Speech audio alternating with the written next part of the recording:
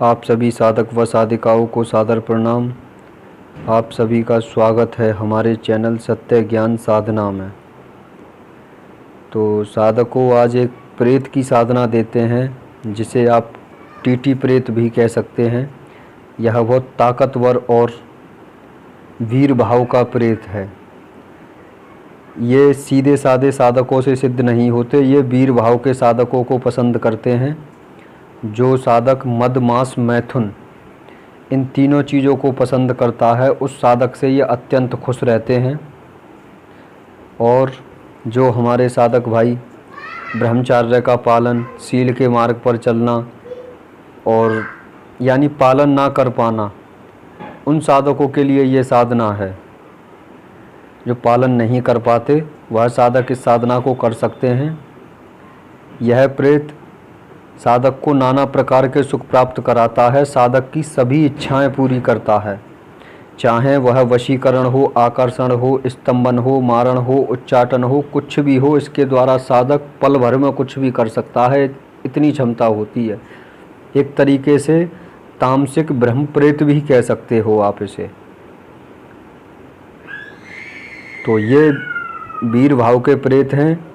ये साधना आपको टीटी मतलब वैश्या या किसी स्त्री के साथ में संभोग करके ये साधना सिद्ध करनी होती है। ये मद मांस मैथुन तीनों चीज़ों में रुचि रखते हैं। और जो साधक ब्रह्मचर्य का पालन नहीं कर सकते वह बड़ी आसानी से कर सकते हैं। और इनके द्वारा नोटों की बारिश, दड़ा सट्टा और गैर स्त्री गमन, चोरी आदि सभी प्रकार के कार्य ले सकता है साधक, कुछ भी करवा सकता है। इसमें साधक अपनी बीवी के साथ भी यह साधना कर सकता है। और जिसकी शादी नहीं हुई है वह वैश्या के साथ या किसी मतलब अपनी प्रेमिका आदि उसके साथ में संभोग रचा करके ये साधना होगी। मतलब मैथुन करते करते यह साधना करनी है। और जैसे कि इसमें आकृति ये रहेगी, जैसे आप ये फ़ोटो देख रहे हैं, इस तरीके से बिठा करके आपको जप करते जाना है। और मैथुन में भी ध्यान लगाना है। मैथुन के लिए स्त्री से कह दें कि आप मैथुन में ध्यान करें, मैं अपने जप में ध्यान करता हूँ। तो इस तरीके से जप करके ये आकृति साधना करने की अति उत्तम है। जब प्रेत सिद्ध हो जाता है तो दबकर के साधक का साथ निभाता है, ये ध्यान रखना। कोई अगर आपके कंधे पे हाथ रख दे या आपसे तू कह दे तो उसको पल भर नहीं लगती मारने में, उठा कर के पटक देता, इतनी ताकत है इसके अंदर। यानी साक्षात रूप दिखाता अपना। ये नहीं कि साधक बाद में पूजा करके उनको आवाहन करेगा, ये करेगा। अगर साधक के ये मन की बात पढ़ लेते हैं कि मेरे साधक को क्या चाहिए, वह उसकी इच्छा पूरी कर देते हैं। अगर कोई साधक चाहता है कि मैं अपनी प्रेमिका से शादी नहीं कर पा रहा हूँ, शादी नहीं हो पा रही है, तो वह काम तो इनके हाथों का पल भर का काम है। यानी ये सभी प्रकार की साधक की इच्छाएं पूरी करते हैं। चाहे साधक कुछ भी मांगे इनसे, गैर स्त्री मांगे, औरत मांगे, कुछ भी सही, उसको पल भर में मोहित करके तुम्हारे नीचे ला देगा, इतनी ताकत है इसके अंदर। आकर्षण मतलब गैर स्त्री गमन, चोरी चकोरी छिछोरापंथी, यानी तामसिक प्रेत है तो तामसिक ही इसके कार्य हैं।